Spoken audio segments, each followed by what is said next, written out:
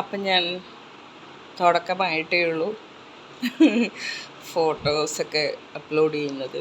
അപ്പോൾ മുന്നോട്ടുള്ള യാത്ര എന്തായിരിക്കും, കല്ലുകടിയൊക്കെ ഉണ്ടാവുമായിരിക്കും അല്ലേ, നമുക്ക് നേരിട്ട് കാണാം. വരുന്നിടത്ത് വെച്ച് കാണാം അല്ലേ. ഞാനങ്ങനെയാട്ടോ, വരുന്നിടത്ത് വെച്ച് കാണാം. നമ്മളിനി അധികം ആയുസ്സൊന്നുമില്ലല്ലോ, എപ്പോൾ വേണമെങ്കിലും ലോകം അവസാനിക്കാം. 2028 വരെയും ഭൂമി നശിച്ചുകൊണ്ടേ ഇരിക്കുകയാണ്. പിന്നെ ജീവിക്കുന്ന അത്രയും എനിക്ക് കർമ്മയിൽ ഭയങ്കര വിശ്വാസമാണ്, ദൈവത്തിലും ഭയങ്കര വിശ്വാസമാണ്. അപ്പോൾ ഒരാളുടെ ഡ്രസ്സിലോ, ഞാൻ പറഞ്ഞില്ല, എന്നെ നേരിട്ട് കാണുന്നവർ ആദ്യം വിചാരിക്കും ഭയങ്കര ജാടയാണ് അവൾ, ഒടുക്കത്തെ ആറ്റിറ്റ്യൂഡും ഒടുക്കത്തെ ജാടയും എനിക്ക് വിചാരിക്കും.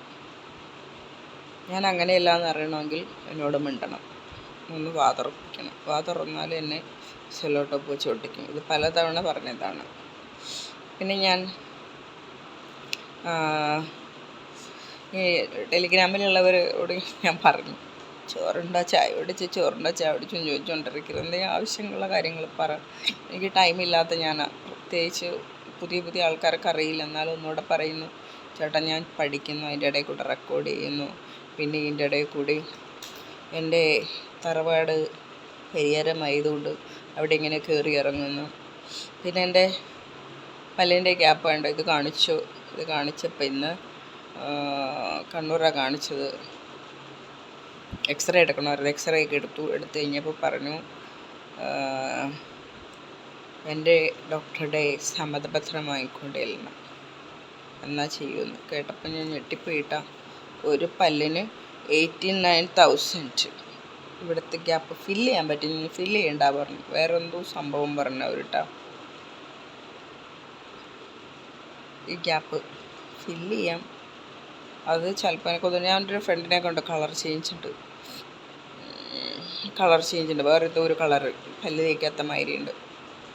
ഇവിടെയൊന്നുമില്ല, ഇവിടെ ആകത്താണ് പ്രശ്നം. എക്സ്റേ എടുത്ത് ഞാൻ കണ്ടു. അതിൽ ക്ലിപ്പ് ഇടണമെങ്കിൽ ടൈറ്റ് ആക്കുമ്പോൾ ഒക്കെ ഭയങ്കര വേദനയാണ് പോലും. ക്ലിപ്പ് ഇട്ടവരൊക്കെ കാര്യം പറയണേ. ക്ലിപ്പിനും 13 റേറ്റ് തുടങ്ങുമെന്ന് പറഞ്ഞു. അവർക്കൊക്കെ പേടി എന്നെ ചെയ്യാനായിട്ട്. എൻ്റെ ഡോക്ടറുടെ കൺസേൺ ലെറ്റർ വാങ്ങിക്കൊണ്ട് കൊടുക്കാൻ പറഞ്ഞു. ഞാനിതുകൊണ്ട് ഞാൻ എൻ്റെ പരിഹാരത്തേക്ക് എന്നെ പോയി ചെയ്യും. അവർക്കേ അറിയുള്ളൂ എന്തെങ്കിലും ചെയ്യണോ വേണ്ടിയോന്ന്. അപ്പോൾ പരിഹാരം വേണം. ഇവർ എക്സ്റേ ഇനി എൻ്റെ മൊബൈലിൽ വാട്സപ്പിൽ അയച്ചു തരണം. 2 days എടുക്കും. അത് നമ്മളെവിടെ കൊണ്ടാണ് പറഞ്ഞത്, ഞാൻ എവിടെയും കൊണ്ട് തുടങ്ങും, എവിടെയെങ്കിലും അവസാനിക്കും അല്ലേ. അപ്പോൾ ഞാൻ എൻ്റെ റീൽസിലൊക്കെ പറഞ്ഞു, ആരും എന്നെ എൻ്റെ ഡ്രസ്സിൽ വെച്ച് ഇതാക്കരുത്. അതെൻ്റെ പ്രൊഫഷനാണ്, മനസ്സിലായോ. അത് ഞാനുമായിട്ട് യാതൊരു ബന്ധവുമില്ല. എന്ന് വെച്ചാൽ അങ്ങനെയല്ല, ഞാൻ ഓൾറെഡി അങ്ങനെയാണ്, മോഡേൺ ആണ് കേട്ടോ.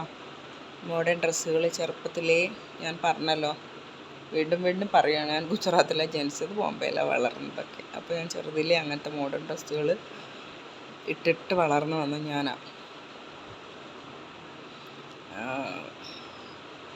അപ്പോൾ നിങ്ങളെന്നെ കാണുമ്പോൾ, ഞാൻ സ്ലീവ്ലെസ്സിലൊക്കെ വന്നിട്ടില്ലേ, പിന്നെ അതുപോലത്തെ ഡ്രസ്സിലൊന്നും വന്ന് എനിക്കിരുന്ന് ലൈവ് ചെയ്യാൻ പറ്റില്ല. അത് നമ്മൾ പണ്ടത്തെ രാജകുമാരന്മാരുടെ രാജകുമാരിമാർ ഇട്ടിരുന്ന ഡ്രസ്സാണ് കേട്ടോ. നമ്മുടെ ദേവിമാരൊക്കെ ഇട്ട് അമ്പലങ്ങളിലൊക്കെ വെച്ചിട്ടുണ്ട്, കണ്ടില്ലേ. ദേവിമാരുടെയൊക്കെ പിക്ചർ അമ്പലങ്ങളിലൊക്കെ കൊത്തി വെച്ചിട്ടുണ്ട്. അപ്പോൾ ഒന്നും ആർക്കും ഒരു പ്രശ്നമല്ലായിരുന്നു.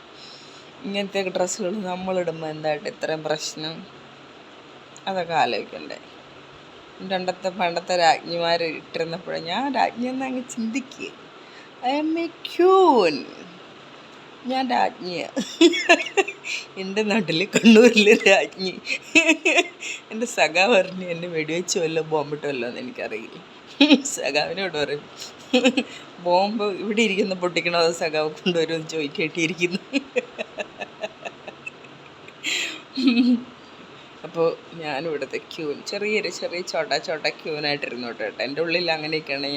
ഞാനൊരു ക്യൂനാണ്, ഞാനൊരു സ്മോൾ ബേബിയാണ്. ഇതൊക്കെയാണ് എൻ്റെ ചിന്താഗതി. അതാർക്കും ദഹിക്കില്ല എന്ന് എനിക്കറിയാം, പക്ഷെ എൻ്റെ ഒരു ഇതൊക്കെ അതാണ് കാഴ്ചപ്പാട്. ഞാനൊരു ഫാൻറ്റസിയിലാണ് ഇങ്ങനെ മുന്നോട്ട് പോയിക്കൊണ്ടിരിക്കുന്നത്. അതിനിടയിൽ ഡാണ്ട് ആരും ആ ഫാൻറ്റസി തകർക്കരുതേ. ഞാനങ്ങനെ ജീവിച്ചോണ്ട് എൻ്റെ ഒരു ഫാൻറ്റസി ഇങ്ങനെയാണ് ഞാൻ.